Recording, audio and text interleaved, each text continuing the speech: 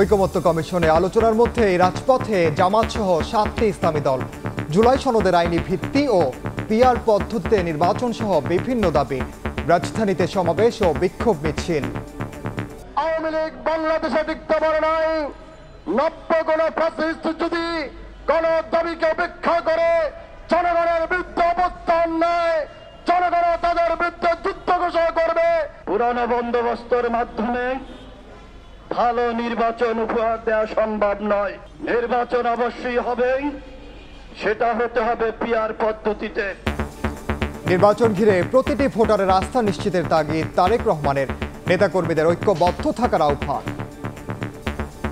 আমাকে ধরছে, একজন ডাক দিয়ে বলতেছে তোমাকে বড় ভাই ডাকে। তারা একটা গ্রুপিং এর মাধ্যমে থাকে, তারা 3-4 জন সামনে থাকে আর একজন হচ্ছে একটু দূরে থাকে।